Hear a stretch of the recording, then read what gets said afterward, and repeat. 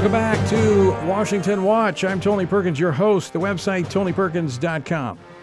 Right after the January riot on Capitol Hill, dozens of woke U.S. companies announced that they would halt donations to the 147 Republican lawmakers who voted in such a way as questioning the outcome of the presidential election, representing their constituents. So the question is corporate America losing its punch when it comes to waving around its money?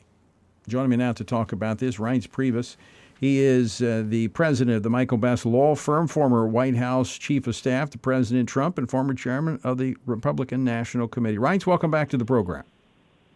Hey, Tony, always a pleasure to be on with you, brother. Now, you know a little bit about raising money because you did a lot when you were at the RNC, and corporations tend to give to both sides. But corporate America is really tracking left these days.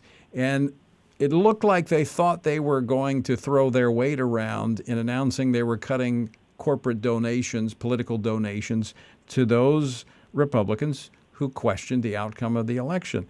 What's been the result? Well, it's interesting, Tony. Some of the PACs have pulled back. There's no doubt about that. If you look at the first quarter giving, I know we're not done yet, so we'll wait and see what happens in March. But PACs, in fact, have held back in comparison to 2019. And just for your audience, the PACs are the groups that companies sometimes raise money into that then give money to candidates in federal committees like the Republican National Committee, Senatorial Committee, Congressional Committee. But what's happened, Tony, is that individual giving has actually gone up. I mean, I look at these numbers, and you look at the RNC, and you look at the Congressional Committee and the Senatorial Committee. They had a great January, and they had and it's going to be reported, they had a great February. So what's happening is that individuals out there, in spite of what companies are saying to the general public, individuals out there are giving, and they're giving in big numbers. I mean, the cash on hand numbers, Tony, at the RNC, and you've got the cash on hand that the Senatorial Committee has. When do you start a cycle with 17 million cash on hand and the RNC at over 80 million cash on hand and had very solid months? So the individuals are making up for it, and they're making up for it because Joe Biden has overreached.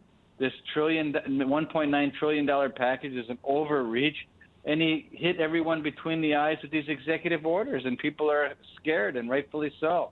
And to be real clear on this, when you talk about these individual donations, we're not talking about huge dollar amounts. We're talking about $200 and less. So there's just a lot more people giving smaller amounts, which is clearly offsetting the punch that corporate America thought they had and once did have. The individual donations coming into the Republican Party and its committees are record-breaking and unbelievable in the sense that for the first time in a long time, the Republican Party is going toe-to-toe with the Democrat Party on giving. And that is a testament to the individuals out there that have decided to take on the Democrats with small dollar giving. And you're 100% correct. The Reuters had a story about this, an article about it, which I thought was very insightful. And I want to quote from it. It said, quote, "The biggest beneficiaries of raising small donor donations are often rabble-rousing politicians who vow to take on the Washington establishment," end quote. And I say, that is absolutely correct. That is what has given us more conservative candidates because there are platforms to raise money, and they're not accountable to corporate America and others. They're accountable to the people who elected them.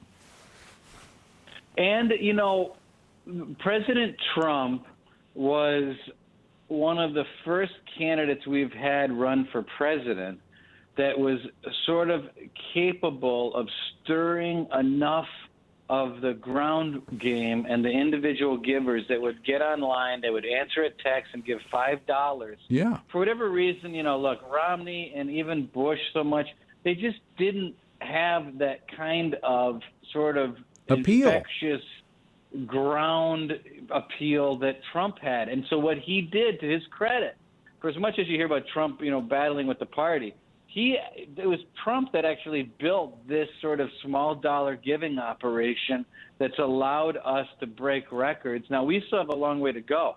Yeah. This Act Blue out there is unbelievable what the Democrats have built. But in 1 year, basically in 1 year, the Republicans are able to go toe-to-toe with individual giving at the small dollar rate.